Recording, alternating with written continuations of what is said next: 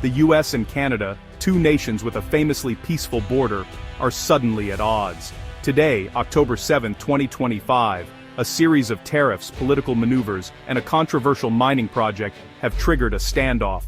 What began as whispers of new tariffs from the Trump administration quickly escalated into a tit-for-tat trade war.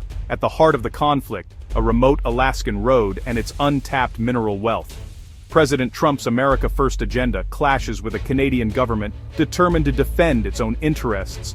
This isn't just about trade, it's a test of how two deeply connected neighbors handle rising economic nationalism. The dispute has spiraled from policy disagreements to a full-blown geopolitical chess match. Provincial premiers in Canada are targeting American goods, while Trump responds with dramatic executive orders. The world is watching, but for Alaskans, the stakes are personal. Their livelihoods and way of life hang in the balance. This is more than a headline, it's a turning point for US-Canada relations. Let's break down how we got here. The first blow came from British Columbia, not Ottawa. Premier David Eby announced new tolls on American trucks using the Alaska Highway, the state's economic lifeline. Other provinces joined in. Ontario slapped a 25% surcharge on electricity exports to the US, while Yukon banned American liquor and limited US companies from government contracts. The message was clear: Canada would retaliate, targeting Alaska's most vulnerable supply lines. These weren't empty threats. Provincial agencies stopped buying American products, and liquor stores pulled US brands from their shelves. Prime Minister Trudeau backed the provinces, promising federal tariffs of his own. The strategy: hit the US where it hurts, hoping to force a change in Trump's trade policy. By isolating Alaska, Canada created a pressure point, one that could disrupt supply chains and daily life. The Alaska Highway tolls, in particular, threatened to choke off essential goods. Canada's actions were about more than economics, they were a show of national resolve. The trade war was no longer theoretical, it was hitting home. The US had to respond. President Trump's answer: go bigger. On October 6, 2025, he signed an executive order greenlighting the Ambler Access Project, a 211-mile industrial road into Alaska's mineral-rich wilderness. The project, previously blocked over environmental concerns, was now a national priority. But Trump didn't stop there. The US government invested $35.6 million in Trilogy Metals, a Canadian mining company, securing a 10% stake and future purchase rights. This bold move made the US a part owner in a Canadian firm, ensuring the project's momentum. The Ambler District holds some of the world's richest undeveloped copper and zinc deposits, critical for tech and defense. The message: America will secure its own resources, no matter the trade climate. Markets reacted instantly. Trilogy's shares soared. The project, a joint venture with Australia's South 32, now had White House backing and fresh capital. Trump's move bypassed the trade standoff, aiming for long-term resource independence.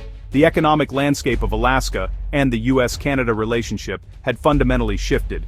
The stakes were now higher than ever. The Ambler Road was no longer just a local issue. It was a symbol of a new era in North American politics. Supporters hail the Ambler Road as Alaska's economic salvation. The project promises billions in revenue, thousands of jobs, and a new foundation for a state long reliant on oil. Copper, zinc, gold, and silver could transform the region, fueling both local economies and the green energy transition. Governor Mike Dunleavy and business leaders see opportunity: more jobs, more state revenue, and less dependence on federal aid. But not everyone's convinced. Critics warn of boom and bust cycles, with profits flowing to multinational corporations while Alaskans bear the risks. Many high-paying jobs may go to outsiders, and the state could be left with environmental cleanup and social disruption. The joint venture is foreign-owned, and most profits will leave Alaska. Alaskans have seen this before: wealth extracted, communities left behind. The promise of riches is real, but so are the risks. The debate is far from settled. While the Ambler Road is a long-term play, Canada's toll threats are an immediate crisis for Alaska. Nearly all goods, food, medicine, building supplies, arrive by truck via the Alaska Highway. New tolls would spike transportation costs, raising prices for families and businesses already struggling with high living expenses. Supply chains could break down, leading to shortages and economic pain. The trucking industry is Alaska's lifeline, and it's under direct threat. Tourism is also in the crosshairs. Most Alaska cruises stop in British Columbia, thanks to US maritime law. If Canada imposes new taxes on cruise ships, it could devastate Southeast Alaska's economy. Over 1 million visitors each summer support thousands of jobs in port towns. Higher costs or canceled routes would cripple local businesses and send shockwaves statewide. Two of Alaska's biggest industries, supply and tourism, are suddenly at risk. The trade dispute isn't just politics, it's a real threat to daily life. Alaskans are feeling the pressure. The Ambler Road isn't just an economic gamble, it's an environmental and cultural flashpoint. The route cuts through the Brooks Range, crossing rivers, caribou migration paths, and the gates of the Arctic National Park. Environmental groups warn of habitat destruction, pollution, and threats to the western Arctic caribou herd. The road could disrupt ancient migration routes and damage spawning grounds for salmon and sheefish, vital for local communities. For indigenous peoples, the stakes are even higher. Athabascan and Inupiat communities depend on these lands for food, culture, and survival. The Tanana Chiefs Conference, representing 42 tribes, leads the opposition, warning of threats to subsistence and social stability.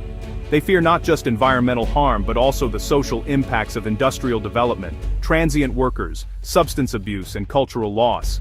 Their message: no amount of jobs or revenue can replace clean water, healthy wildlife, and cultural identity. For them, the Ambler Road is a scar that can't be healed. The conflict is about more than economics, it's about the future of a way of life. The opposition is fierce and deeply rooted.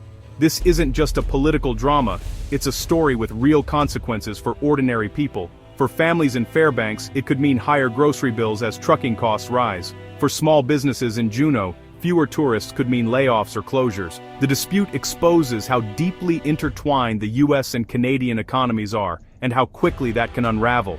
The Ambler Road is a bold move for resource independence, but it collides with the immediate needs of Alaskans. The big question: how do we balance national strategy with local realities, economic growth with environmental and cultural preservation?